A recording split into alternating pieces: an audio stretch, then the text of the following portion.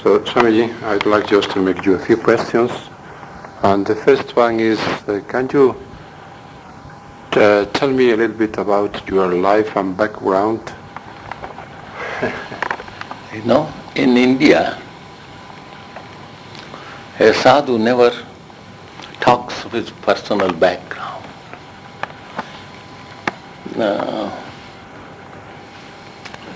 You see, when we become monks, renounce the world, we are recognized and respected for being a monk,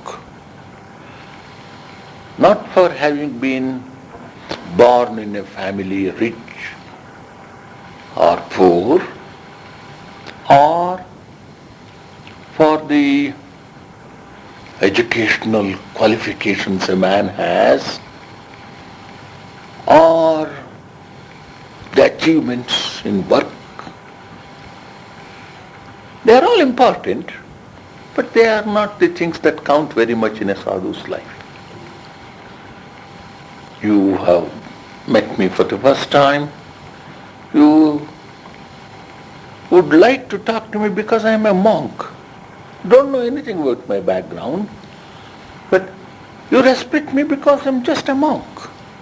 So a monk's life starts when he renounces the world and embraces monastic life. So what you call the background, the so-called background, is not really important.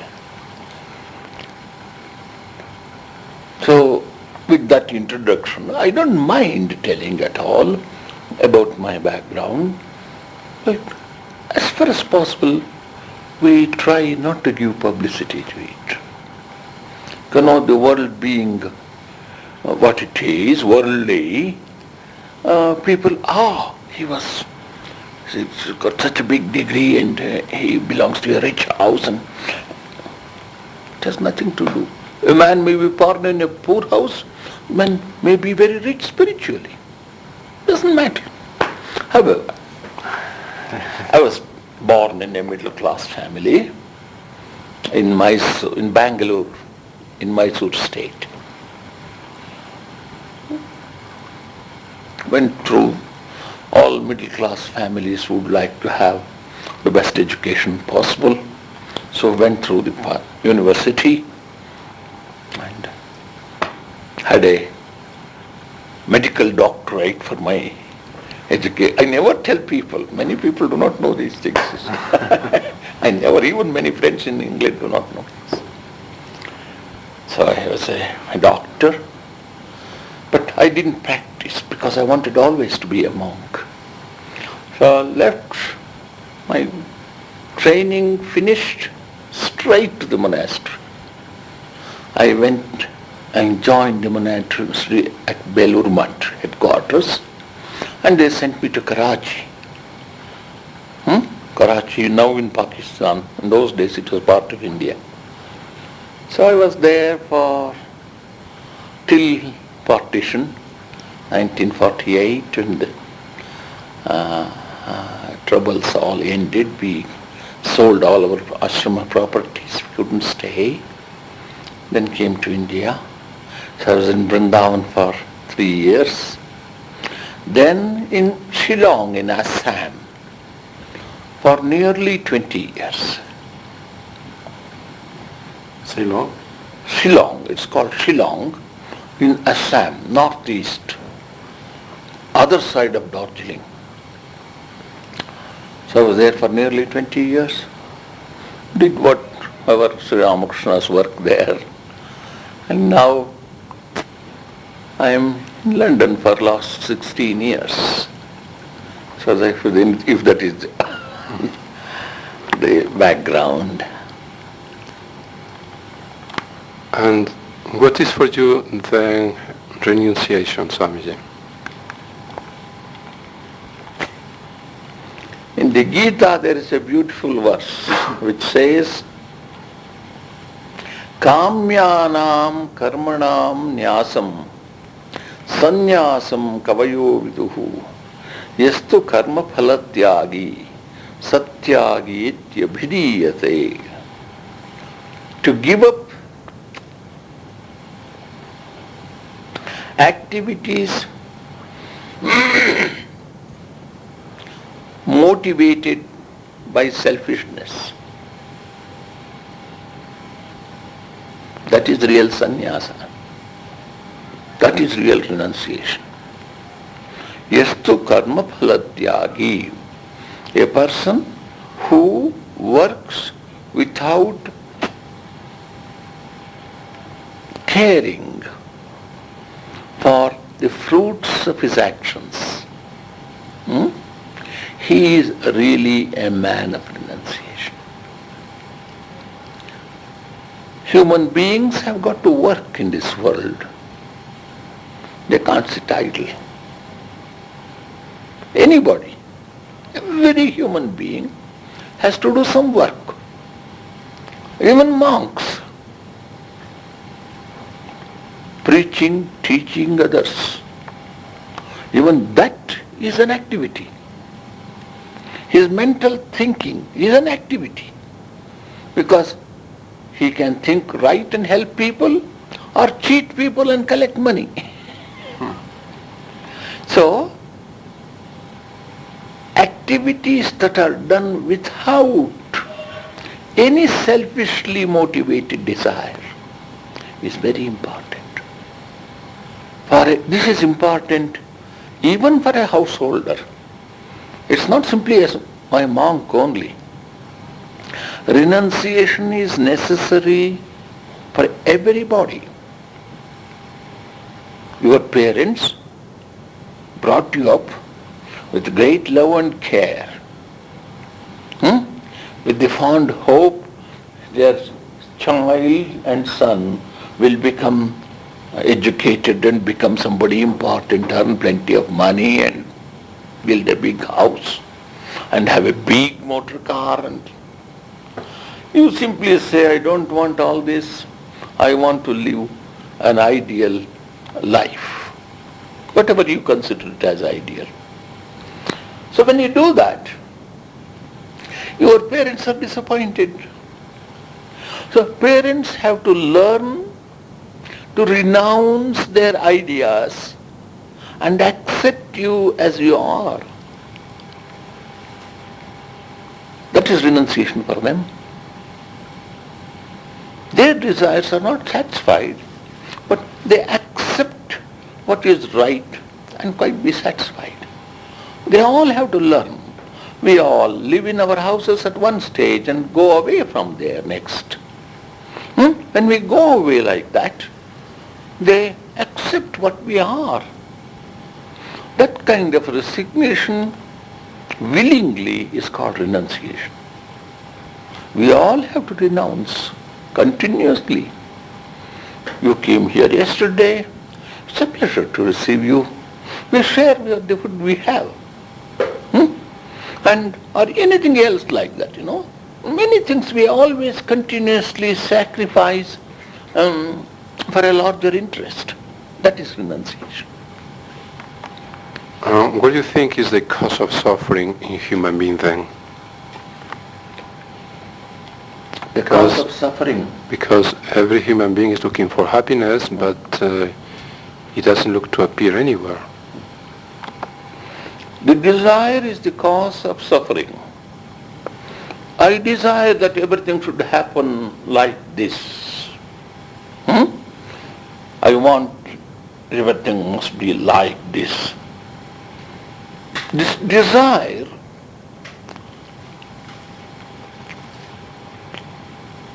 rather I would put it this way, when it doesn't happen, I'm unhappy.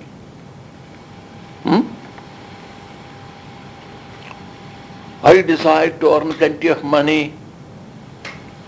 Money doesn't come, I'm very unhappy. I desire to travel far and wide and extensively. Simply cannot do it. There's not enough money. There's all sorts of my responsibilities. I am sorry about it. I want Colonel Gaddafi must be doing this. He doesn't care for my whatever I have. I say, he does what he likes. And I make myself unhappy. That fellow, I will go and kill him. I will say, what for? You can't even kill the regime. You see, this kind of desires we build up. When we build up desires that are possible to do or within my means, I can achieve something. They are controlled. But uncontrolled desires bring only unhappiness. On a small scale, big scale. I am a small man, my desires do not affect the fortunes of American or Russian aspirations to fight or kill or go to the moon or send rockets to somewhere else. It doesn't affect me, but it affects as a nation America and Russia. See this recent atomic fallout. Russia tries to hush up the desire to show the world they are very advanced, and they cannot. So they are disgraced by what happened the other day because the world discovered it. Atomic fallout is something you can't hide it. The world has come to know this, their face has become small. So unhappiness. And even newspapers are suggesting that this Gorbachev may have to go. You see how it works out. And that fellow in America is old fellow, he is trying to, his time is finished, but before going, he wants to give a good kick to the world and go. That desire. If it doesn't happen, he is unhappy. So, this is how, and my and your happiness or unhappiness are small. But they are enough to fill my heart. So we have to learn to keep these desires under control. That's what Buddha says, To live in this world is pain. The cause of all pain is desire. But can you live without any desire? No, we can't live without desire. So we can't live in this world without pain. Your question was, this pain and suffering is there, what shall we do about it? The solution is desire. If I can keep, this morning I got up and started thinking about our center. What happened, this thing? It came to my mind. Then I told my mind, it's all right, it is there, I can't do anything about it. It may be my desire, it should be done this way or that. I am not there. So at least I can think of God. He doesn't cause any problems to me. So I keep my mind at a different level, and this problem doesn't exist. No pain exists. So, can you tell me, can you explain to me, what is mind?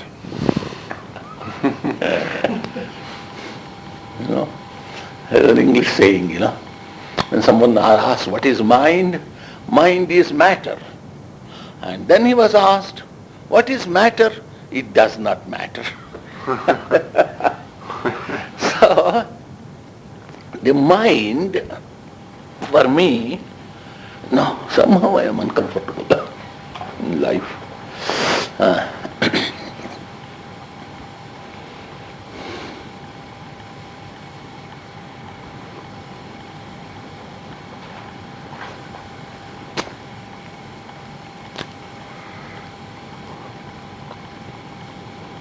I was telling you yesterday, it's God alone is the power that's functioning through all of us. Every action, every thought is God's power working. This power of God, when it works through a living being, it has to work according to certain rules. Human beings have certain physical structure, certain uh, way of expression, certain way of dealing, they have got, isn't it? Human beings are a particular type.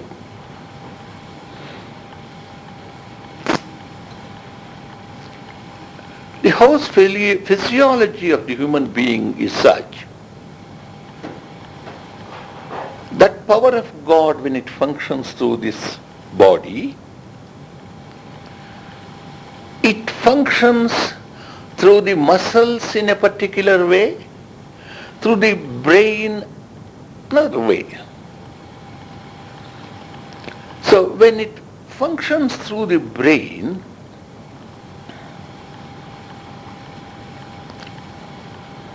the result is the mind. Just like you see, you've got a camera there, you've got a tape recording machine there.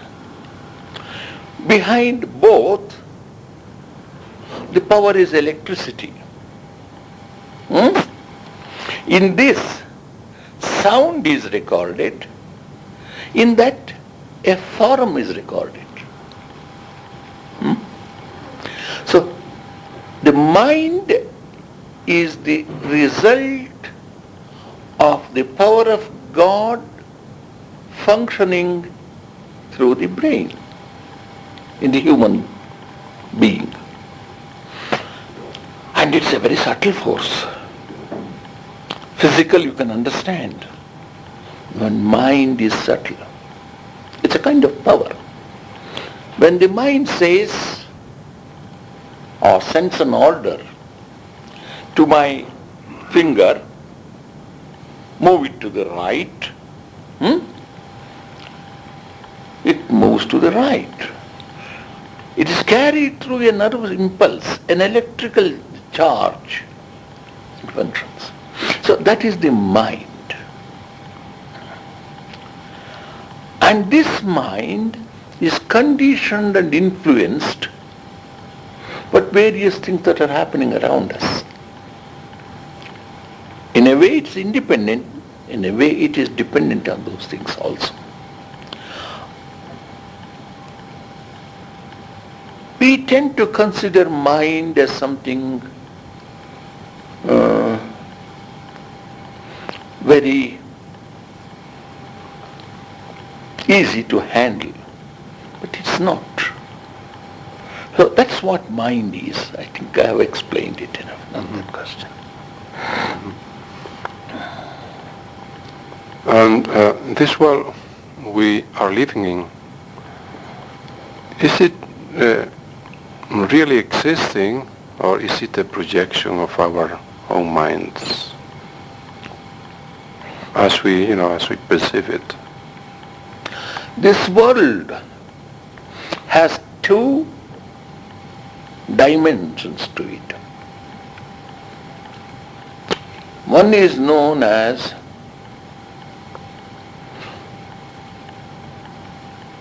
the objective world, the other is the subjective world. There is what is known as an objective world. And the subjective world depends upon the way I want to see it, the way I am conditioned. That is the subjective side of it. So the world is both subjective and objective. Its reality depends upon how it affects me. That means the subjective world is what affects me. But my body also has the same thing. It has a subjective reality and an objective reality. So the objective reality can affect my objective reality of the body also, to a certain extent. Supposing I go and hit against the wall, that's an objective wall. And this is an objective body. It won't go through it. But the wall with that picture looks beautiful to me. That is more subjective. Somebody else may come into the room and say, that's not a good picture. That would be a nice one here. So for him it is not nice. For me it is nice. It is subjective, because his subjective thing will not see the same thing as mine. So that is the difference between subjective and the objective world. It has a reality on its own. At the same time, it has a reality how as I see it. These are the two dimensions to it. You were saying before that when God, projects through a human mind, or you are in other words, God himself, but through these different bodies we have. So if God projects like this, does it mean then that God's projection is an imperfection, because we are imperfect beings? And if God manifests like that, how are we not able to see him?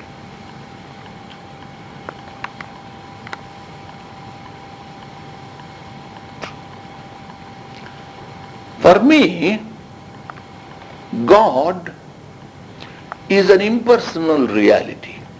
When we say God, it's an impersonal power, universal power system. But when that power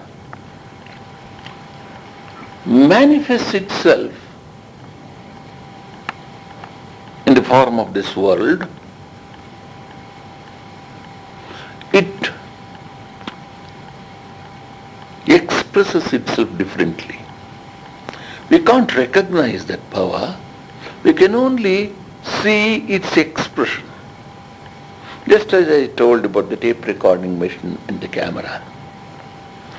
Tape recording machine can express itself only as sound. It can't project a picture. It can project only sound. That can project only a picture. So we are on this side of creation. We are not on the other side of God. We are on this side. I can only see an object. I can hear a sound. I can see a picture.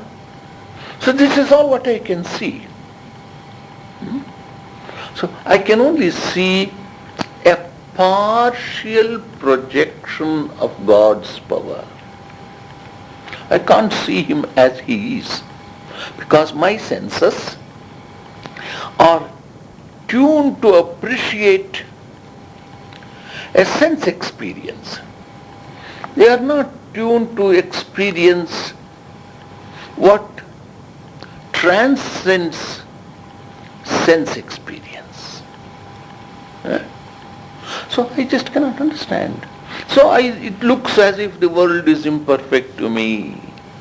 It looks as if things are not right. But when you are at the top, you see things differently. When you are at the bottom, you see only a small part of it. So we can't understand God's situation or the creative power situation unless we ourselves rise to that height. We have to. So till that time, it looks very imperfect to me. It doesn't. So spiritual life is a method of tuning yourself to God's wavelength, so that even though you are a human being, partial and manifested, occasionally you can rise to that height and see things, everything seems to be in its proper place. Even pain and pleasure. But of course, when you reach that wavelength, you don't identify at all with These problems are not there. So there's a problem that, many problems, but actually a big problem that worries us a lot. I mean, that is the fundamental question everybody makes sooner or later. So how does creation start, and how and when? See, this question can never be answered adequately because we are the created beings. We are not creators. We are the result of creation. Having been involved here, some people, thinking people, want to know about these things. But he will never be able to understand as long as he is here, down to earth. It's impossible. So when did it start? Why did it start? Why this imperfection? I can create a better world than God. We all, in our own egoistic way, we express all this. All this happens because I'm in a state of ignorance. As you grow older, become wiser, these questions have no meaning. What looks important when you are a child, when you grow up, the toys are not that important. But you collect new toys of playing with wife, children, money, name, fame. So that looks very important. As you grow older, even that is important, not important. Do you want to grow older and higher? Then we ask these basic questions. But even then, limited as we are, we can never answer this question fully. But what happens when we start asking these questions and searching and meditating and contemplating on these things is the mind becomes finer and finer, free from all the trouble and tribulations of this world, and it can rise itself very nearly to the level of the Creator. Then this problem of creation also doesn't exist. So various theories are given in various scriptures. Christianity is quite satisfied that God created everything in 6 days or 7 days and went to rest on the 7th day. And they disagree, some of them, and say, no, she did it so and so. So there's no end for it. And Indians have their own theories. And scientists have the Big Bang theory. All these theories only, human thought. But the solution, who and how, when did it start? Nobody can answer. In fact, in one of our scriptures, this question is raised. Does God know really? Does anyone know really when this world was created? Who can answer it? Perhaps God? Perhaps he knows, and he also may not know. Because we do not know what God is, you see. So when we are able to rise to the level of that creative power, all these things fall into their proper place, and then we may get an insight into this. But then at that level, we don't want all this. So that is my answer for this creation. And how then, when God or whatever has created the world, have you an explanation how this world is projecting, how this starts moving from that level up to this multiplicity level of creation? That is again, I can only talk how our scriptures have looked into it. They are very scientifically tried to understand these things. As I said, God is a power, expression of power. And our scriptures simply say, Bahusyam Prajayeti. That God, which was very static and in its own glory remained as an energy, said, let me become the many. Why he started this game, we do not know. And then there was a change in the wavelength of this power. And As a result, subtle elements came into existence, then gross elements came into existence. That means 5 elements, earth, water, fire, the space and air. These are the 5 elements from which everything else is created. So these elements came into existence, and then slowly very primitive forms of life appeared in this material combination. Then came life as seen by human beings, as amoeba, paramecium. These are little things which only with a microscope you can see. And some of them even you can't say whether it is animal or vegetable life. Then plant life came in. And then comes animal. Then comes human. And there is a gradation there also, what we can see. First, that the very basic slime was there, the elements. And that element threw up life. Then next, at the animal level, we see consciousness coming into existence. Then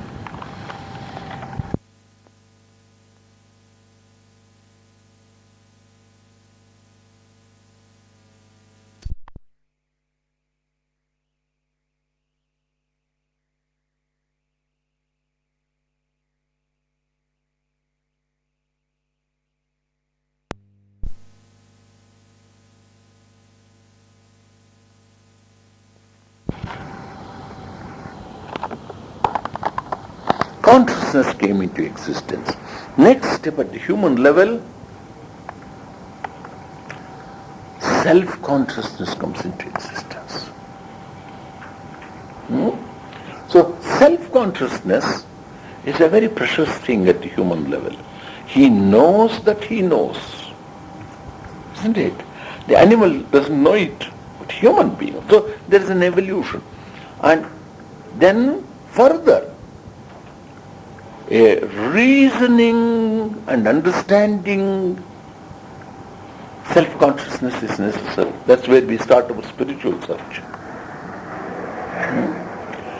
So we have to understand this creative power is slowly manifesting itself more and more. Life, first life, and then becomes consciousness, self-consciousness, then reasoning self-consciousness. All these things are growing in human beings. So this is how the created world is evolving. For me, evolution is increased manifestation of the divine power. And this power keeps on manifesting more and more, depending upon how the body structure also is there. In an animal world, the body structure is not fit for the manifestation of the divine completely. Though the divine is there, but it's not enough. But at the human level, it has started coming out. But all human beings are not still perfect. So by reason and contemplation and meditation, we have got to bring in this new power, because we have become conscious, self-conscious a little. So that's where religion and search for truth is very special to human beings. It's very special to you. It's not like any other animal. Sometimes some animals are very intelligent, but nothing to compare to human intelligence. So this is how that God, this creation, is going on in an evolving way, gradually and manifesting more and more. And does the creation of God ends up sometime? Or is it expanding continuously? The Hindu insights into the creation is cyclical. That means this creation sometimes is dynamic, sometimes static. So in the state of staticity, where everything is static, the power simply remains, only power manifestation is not there. And when it becomes dynamic, the whole of this creative power goes on in a cycle, as it were. So sometime, for a period it is static, for another period it is dynamic. Manifestation is there for a period, and then it's withdrawn, and a new cycle, rest comes. Then again manifestation comes. The Hindus believe in it. Every now and then, according to some kind of calculation, it is withdrawn and goes into a period of rest. That's how it functions. Like this? That's how our insights are in. Yeah, but is there a specific reason for that? I mean, just It's why? one of the theories, I think. I really cannot answer that question. There are any reasons I really do not know. This looks reasonable to me because simply it cannot go on endlessly expanding. Even if there is a creative power, sometime it has to rest. Even the creative power, it has to rest. So it withdraws everything and goes back into its state of rest, and then projects it again. So from the point of view of this theory,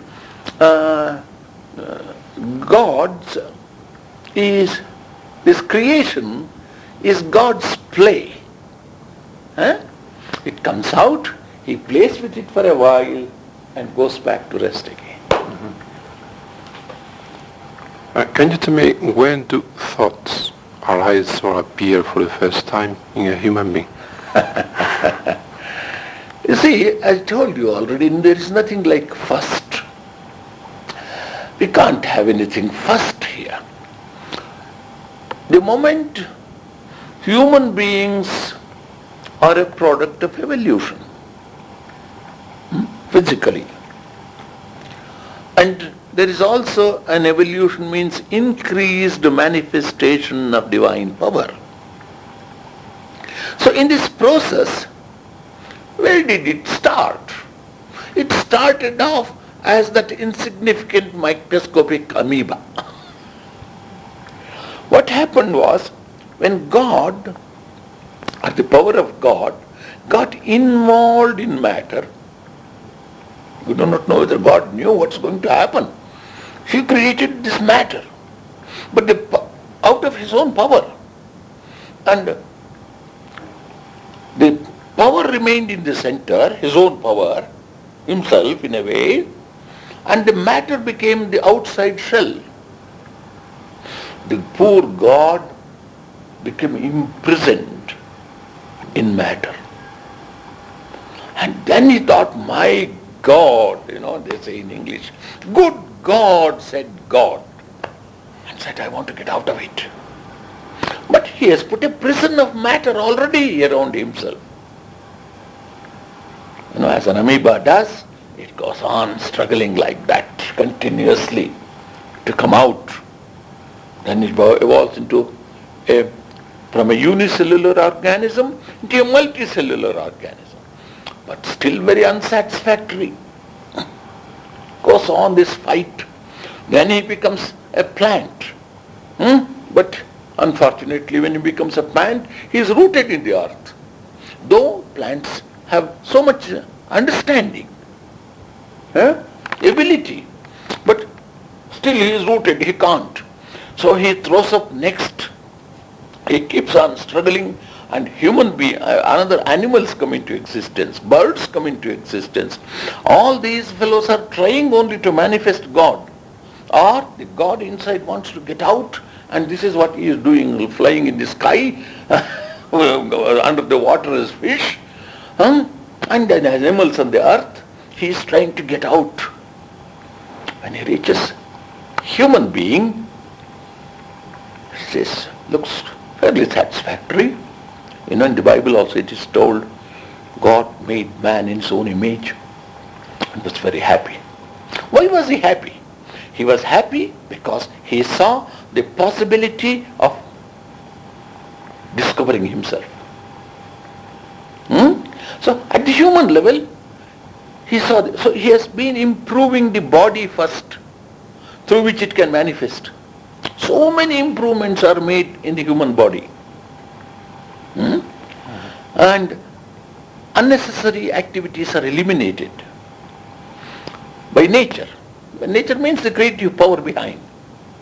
So at the human level, at last, here one man, there another man, breaks loose from this body and becomes free and becomes part of the creative world. So this whole process of evolution that's going on all around us is this process of God struggling himself to get out of the prison into which he himself got by his own activity. And at human level, he sees the possibility of getting out.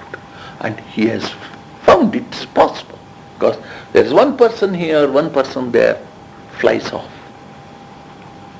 The rest of them is still struggling. This is what. So where does thought start? That was your question. It starts off at that amoeba stage. He wants to get out of this. So he starts breaking the prison wall. And it has continued for millions and millions of years. And the play seems to go on. At the human level, this thought has become so complicated. It has taken 1,000 channels. And we do not know which side to go. Sometimes this, sometimes that. And so many temptations to keep us pinned down. That's where the thought starts. The first thought starts at the level of the amoeba when he wants to break through the barrier of matter. That's what we are still doing, isn't it? This matter, whether it is in the form of money or beautiful things, that's matter. We want to break through and go beyond it. That desire to break through is the source of all thought. What do you think is the fundamental difference between the Western psychology about the mind and the Eastern one?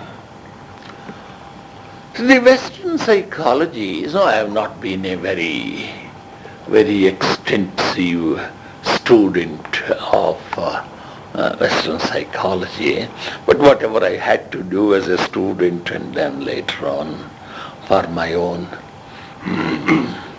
curiosity, I have looked in. See, Western psychology tends to analyze the human being, the working of the human being in relation to matter outside. His various relationships, actions and reactions. In the Western psychology, they are bringing all these things to how to make these relationships more and more wholesome, worthy, noble and good. In Eastern psychology, their whole effort has been, there is a creative power somewhere behind. Here is a human being whose mind is involved in all this. How to tune this mind that's involved in matter outside and tune it to discover the spirit that's behind, the God behind, the creative power behind. So the whole of psychology is based on that. That's why they wanted the psychology, study the science of psychology. Why does human behave in any given situation behave like this? Because he has turned away from God. But God is not as simple as going and standing on your knees before a holy altar. That's not simply God. So why does he do it? What is the need for it? How we can make progress in this line? It may help. The prayer may help. But he uses prayer as a help in psychology to turn his energies Godward. So this is how I see the difference between one is concentrating more on the created world and its relationships, psychological relationships to human beings. The other is the creative power and the human beings and their actions and reactions are being considered. Is the mind intelligent by itself, or this intelligence is a reflection of something bigger or greater? Or it's a reflected glory of the creative power.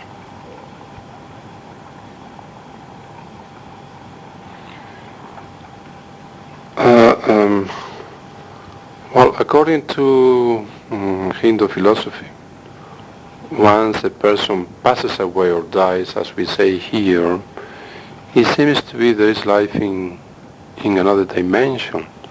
How is life like over there? What type of life? Do we have a body like this? Do we have the same thoughts as we have here? Do we enjoy it there, or what happens? You see,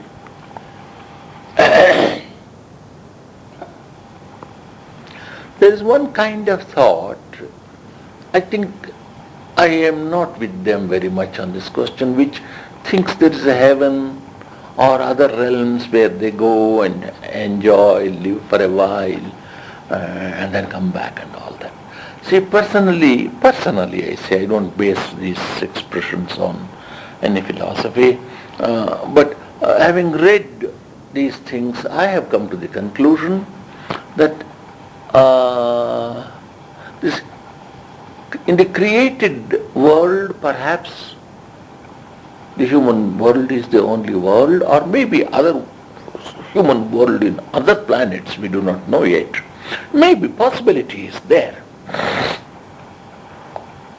And these human beings, depending upon how they have lived here, they move into a different level of existence even on this earth itself.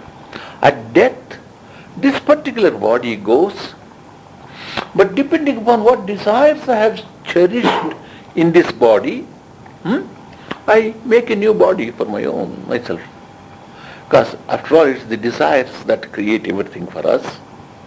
It's the desire that has made him buy this flat. It is desire that you have a camera. I don't have one because I don't have a desire to possess a camera. Maybe somebody give it to you. Yeah, I give it and it's lying there in my drawers for years and years, and I give it away to somebody else, so I have given it. So that's how, so desires that bring these things, and desires. So that means things that I have are the result of my desire. And so when this body dies, still desires are there. So depending upon what kind of desires I am playing with, I get a body. At the Hindu philosophers, again, I am no personal knowledge. When the body dies, there are three dimensions to it. One is of course the soul, which is in prison, and the other is Sukshma Sharira, the subtle body, and then the Karana Sharira, the impressions of my desires, everything recorded on the tape. Though you can't see it, but it is there. These three together constitute the subtle body. So they take you to a suitable place to be reborn. There you are reborn. And a suitable. So I believe that there is no other realm where they go and live, and they come back here on earth. Depending upon their aspirations, they are reborn here,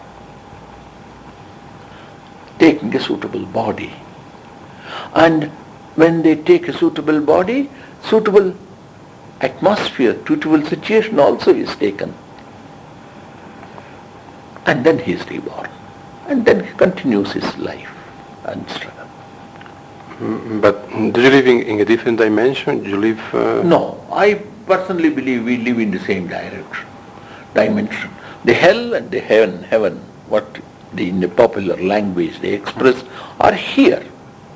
You can see, we as we are, so we live in a particular world which is different world than the man lives in the palace, or the prime minister who lives in I don't know what in London we call it number 10 Downing Street. So he lives a different life, and his circle I can never come to know. So his world is different, my world is different, your world is different, everybody's world is different. So it comes to be, you come to mean that it's a mental world. It's a mental, even physically. Even physically, being a middle class man, middle class income, my world and my material things are different than what a prime minister of a country has, as what the Queen of England has. So they are all different. So they enjoy a kind of heaven, but they also have a hell side by side with it, the responsibilities, the difficulties they have. So heaven and hell are not anywhere else. They are here. Depending upon how I have used the opportunities of life, I create a hell or a heaven for myself. And material things do not cause any hell or heaven. It's the mind that causes hell or heaven. So, do we evolve all in this planet with a human body, or is there evolution in some way after that? Do we? What is your question? Do we evolve? Is only with a human body, or is there an evolution? That again, I have to depend upon scriptures for this answer. We consider, in the Hindu scriptures consider, the human body is a very highly evolved body. So, being a very highly evolved body, further evolution has to be from that point. And human life is possible here only. On the moon, human life is not possible. Or, as we said, on Mars we do not know. Maybe, may not be. We do not know. But at least we are sure of this. So we believe in the Hindu scriptures, because after all, our thoughts about these supernatural things also depend upon our situation where we live in. So they believe that human situation is the best for evolution. If there is a heaven and you go there, you enjoy, like going for a holiday, You take your bank balance, go and enjoy there, but come back to your home again. So that it's here you earn good or bad your merits. So human situation is the best situation, and evolution is possible only at the human level. Because you see, at the animal level, they are caught up there. They don't have freedom. Plant is caught up. But human being has so much freedom. Huh? And so evolution is possible only at the human level. Just a few more questions to end up. What is the essence of Vedanta philosophy, Swamiji?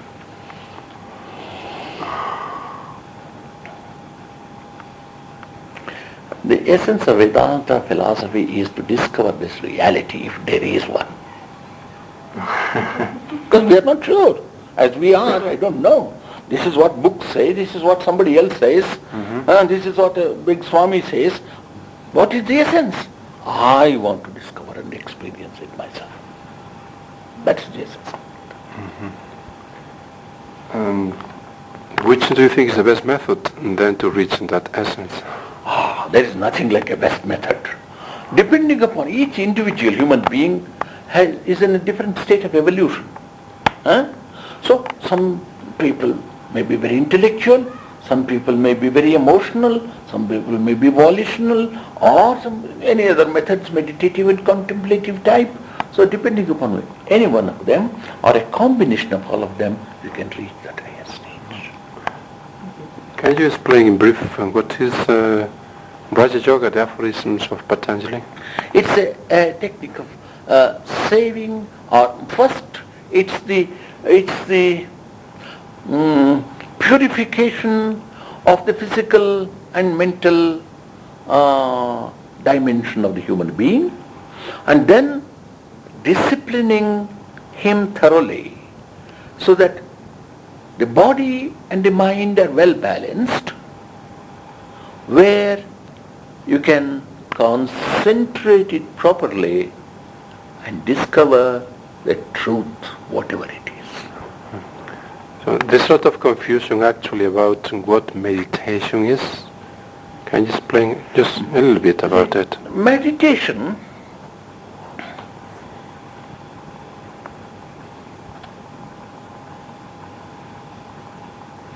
our energies are all scattered. As a result, I cannot focus my attention effectively on anything I want to do. So, to conserve these energies properly and then guide them through a channel with great force so that it can break through the very human barrier and reach the ultimate creative power. That's what we are trying to do through meditation. Sit there in a good proper asana, and then through pranayama we try to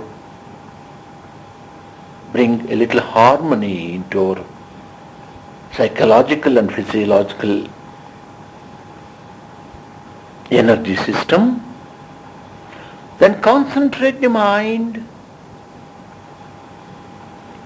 on a chosen ideal. That's because I make that my ideal. But that's not an end. It's a symbol.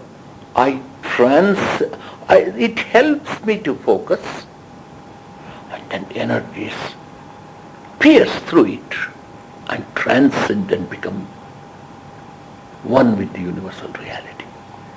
That's what we see Sri Ramakrishna in his life tried to do this. And being a very, very able spiritual person, he soon succeeded in it. And later on, whatever he was doing, his mind very quickly became concentrated, and he would go into that state of awareness. People thought he was going to a state of mental, what is the disease? It's not what is not coming. Schizophrenia. No, schizophrenic. He used to into a kind of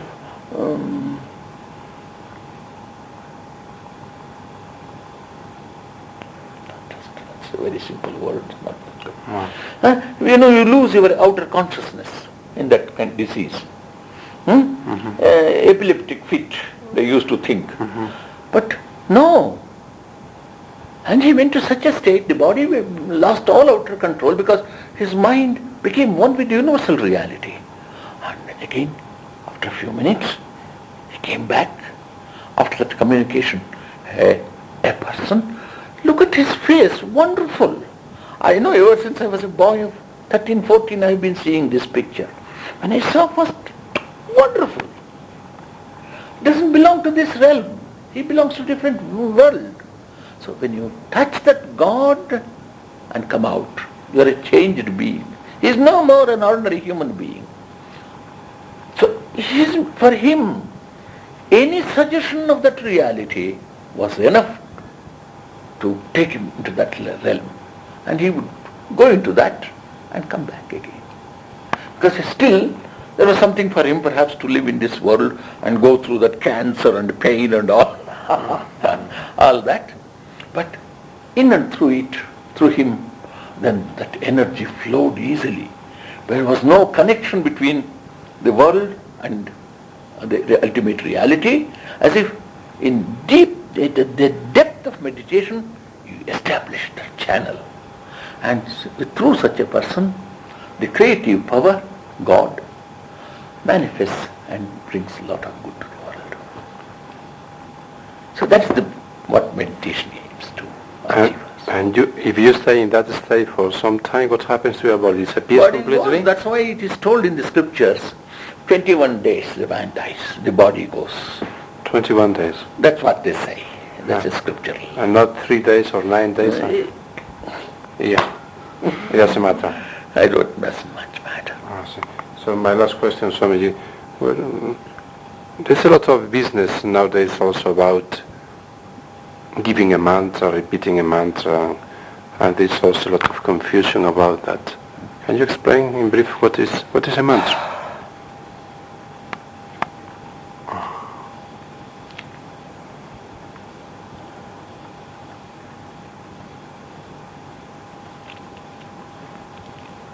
A mantra is a word, or a few words, which have helped a great person, spiritually great person, to realize that truth. Or it also can be a word which was revealed to him. When he was going through that experience, some things were revealed to him. Excuse me, Swami, I think that